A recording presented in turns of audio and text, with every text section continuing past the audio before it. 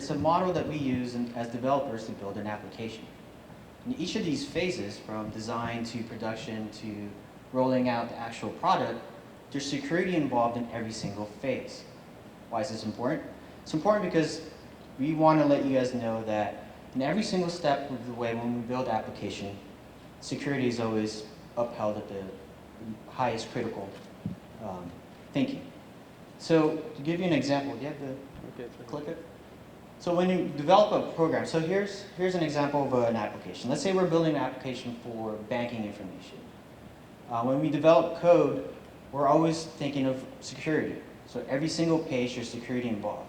So imagine this banking application, there's thousands of pages. Every single page, we actually have to look at security. It's actually a true story. I mean, this happens all the time. So here's an example of an application. So we're looking at a page called show account. And then after the question mark, it's something called query string. Query string is a way for a web browser to communicate to a server. So let's say Johnny goes in there and wants to look at his bank account information. Goes in there and logs in. He sees this URL, sees ID 101. He thinks to himself, oh, that's my account. Goes back in, he logs out, he goes back in, and he manually types in the URL. Now he accidentally types in 102. If the security is not in place, now he has access to Larry's account. These are what we call security leaks within a code. Now, why is this important? Again, it's important because application security is all the necessary steps to prevent any security gaps within an application, whether it be code, process, responsibility. Now let's talk a little about the data that we house in our district. We have our student information system, we have our business information business system. We house a lot of data. We have student information, we have student's last name, student's first name, their parents, their address, where they live, where their parents work, their phone numbers are. We have your information. We know where you live. We have your social security numbers. We know how much you guys make. And depending on how long you guys work in the district, we also know past addresses where you guys used to live. Now, if there's an attacker, these are potential threats. We have a lot of information. Some of the threats that can happen is credit card frauds. You know, we have enough information to do credit card frauds. We can do identity thefts. These are scary thoughts. I mean, we have a lot of information. So one way to minimize that, what we have, preventive measures, is something called access. So access comes in two forms. We have authorization and authentication. Authentication means that you have the ability to access our server. Authorization means what sort of data you have access to. So in order for us to minimize these risks, we limit the amount of authorization you guys have to data. So some departments may have access to a certain amount of data, another department may not have the same rights. Reason being is, if we're giving access, we're actually opening these floodgates for potential attacks. These are risks. The more access is given, the more risk that's available. So why is this, again, important? It's important because we house a lot of data. We have to take the measures to understand what it takes or what sort of security we are housing in our systems. Thank you. Thank you. So Bob's got about 15 people or so, or maybe up to 20 staff members that work and are dedicated to securing our servers and our network. Same thing with Mark. Mark's got a staff of people that spend plenty of time and a lot of their focus on protecting our software applications. So then what's the big deal? I mean, look at all the things that we're doing, right? We have antivirus systems in place. We are managing our patches. We have multi-step authentication factors, as Mark was just mentioning. We encrypt some of our disks. We know we're talking about bringing on an intrusion detection or prevention system. So what's the problem? I mean, we spend a lot of money on this stuff, but you know about how much money we spend on protecting the human operating system? Well, nothing, right? And that's part of the problem here, because hackers know this.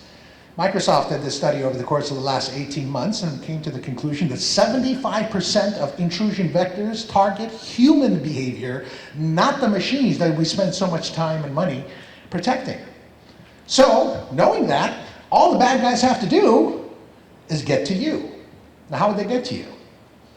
I'll send you a funny little message with a little link, and you'll click on it, and suddenly a program called the keylogger will be downloaded onto your device that will secretly on the background, every time you're typing in your usernames and your passwords for all the different accounts, send all that information to a bad guy somewhere else. Or some other ways, like through social engineering. I love to tell this story, right? I go online, I find out about Principal Joe at a local school, and I find out that that's his name, and his last name, and his email address, and then I look him up on Google and I find out that he's got a blog. And I start reading up about his blog, and on his blog he tells the world that, hey, finally he gets to take a vacation for the first time in a long time, so he's going to take his family to Hawaii. So I gather all this information, and the next day I go to his school. I go to the front office in a nice suit, right, so I'm nice and respectable. I've got a nice briefcase with me. I go to the office manager and say, hi, I'm here to see Principal Joe. I have an appointment with him. And she says, no, Principal Joe's not available today. And then I say, oh my gosh. Did he go to Hawaii already? Didn't he go to Hawaii already? They're on vacation. Oh my goodness, I forgot. My appointment is next week. I'm so sorry, I'm embarrassed. You know, don't tell him I came by, because I'll be really embarrassed. I'm just gonna take off. Oh, but really quickly, do you mind if I use your restroom? So what have I done so far? I've demonstrated that I'm somehow familiar with this guy, with the principal. And the office manager goes, well, he does know a little detail about him. So, okay, yeah, sure, go ahead and use the restroom, the faculty restroom. So I go into the faculty restroom, I open up my briefcase, I take out a nice little USB drive. And on the USB drive, I've got a little sticker on it, and it says, confidential. And I put that USB drive right on the sink, and I leave. And some poor unsuspecting teacher walks into the restroom and goes, well, what's this? Now, most people would turn that USB right back to the office manager or go tell the principal. But do you think some people might actually take it and plug it in to see what exactly is contained on that? And that's all it takes, right? Once it's plugged into the system, the self-executing program runs, and that's all she wrote. I bypassed all of the stuff, all of the layers, because I got to you, the human being. Or, here's another great story. Sorry, we have a little time, so I'm going to tell one more story. Right? I find out that I really, really want to hack into Dr. Miller's computer. And I happen to also know that he's, he's really into the arts, and he supports the arts, right? You're the one that did it. Yes, it was me. Sorry, boss. So I'm going to hang out outside someplace that I know he's going to walk through, and I'm going to be pretending that I'm selling my CDs. Hey, man, my CD, I just produced this. This CD just dropped. Please help the arts, support the arts. $3. Only $3, everybody, and I'm selling it out to everybody. And Miller walks by me, and I hit him up. What do you say, sir? You think you can help me out here? $3. Great music. I think you're going to like it. And Dr. Miller, with his kind heart, says, sure, no problem. Here's $3. He takes the CD-ROM, he goes home and says, all right, let's see what this guy's got. He puts it into his computer, goes to play the music, and nothing is playing. Ah, God, cheap music. Whatever. But what happened? As soon as he put that CD-ROM into his device, all havoc broke loose. This is called social engineering. So again, all this stuff I can bypass. All I got to do is get to you. So what are you going to do about protecting the human operating system? Well, let's test it out for a second. We've got a proposition up on the screen. You're always careful about the sites you visit on the internet. Google, Yahoo, the other search engines, they're reputable. So if you stick to the sites that come up at the top of your search results list, you'll be safe accessing them. Talk to the person next to you. What do you think? True or false, and why? Please. Why is it true? Why is it false?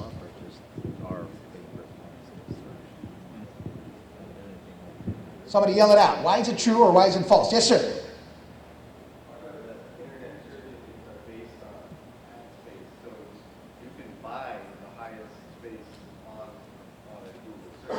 That's interesting. That's a good point. Any other reasons why it might be false or true? Oh, you want to throw yeah, let's use the catch box.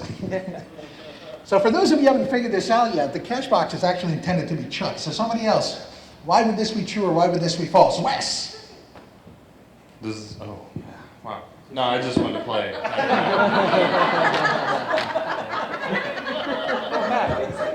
I mean, you don't know who or where that link comes from, so why would you automatically assume it's safe? Anybody else? Why was it true? What about Yahoo? Is Yahoo pretty reputable? Not to me. Oh. What do you think, Ricardo? Is Yahoo reputable? It's one of the worst purveyors, if you will, of viruses, right?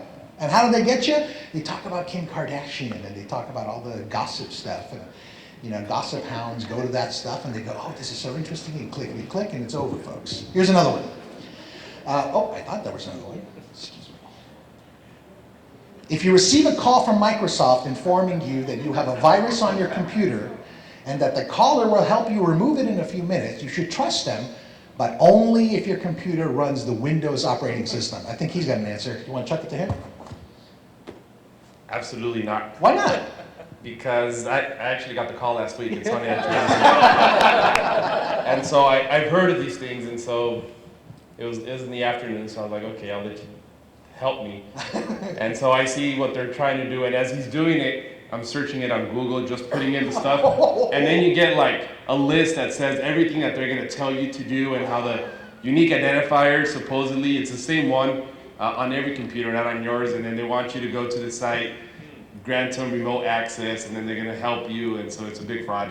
So it's not really Microsoft, huh? Right, and so I was a little bored, so I gave them a little bit of time Did you? just to see where they would take me, and then towards the end, I said I was an IT professional, and the call dropped. Oh!